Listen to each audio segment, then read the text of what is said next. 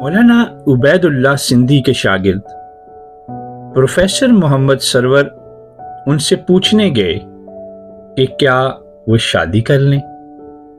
Professor server लिखते हैं कि उनका ख्याल था कि मौलाना उन्हें मना कर देंगे, लेकिन मौलाना सिंधी ने कहा कि शादी ज़रूर करो, मगर ये सोचकर कि तुमने घर की खादिमा नहीं लानी बल्कि अपनी एक दोस्त और रफ़ीके कार घर में लानी है जो तुम्हारे साथ तुम्हारे अमली और फिक्री कामों में शरीके सफ़र रहे, तुम उसके और वो तुम्हारी मददगार हो।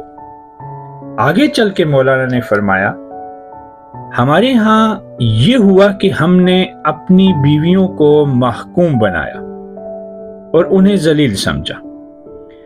इसका नतीजा ये हुआ कि हमारे घरों की फिजा महकूमी और जिल्लत से आलूदा हो गई।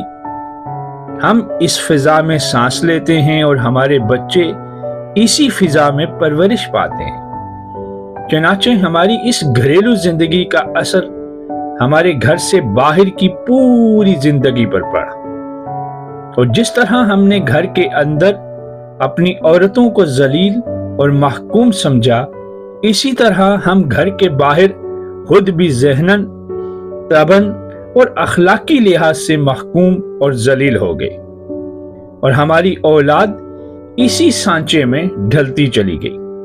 सच पूछो तो हमारी मौजूदा कौमी पस्ती, जमूद, बेज़मीरी और अदम असबात व इस्तकामत बहुत हद तक हमारी इस घरेलू जिंदगी की वजह से है। अब अगर हमें आज़ाद होना है और इस दुनिया में अपने पैरों पर खड़ा होने की हिम्मत पैदा करना है, तो ज़रूरत है कि हम अपनी औरतों में इज्जत नफ्स और रफ़ाकत का शऊर पैदा करें।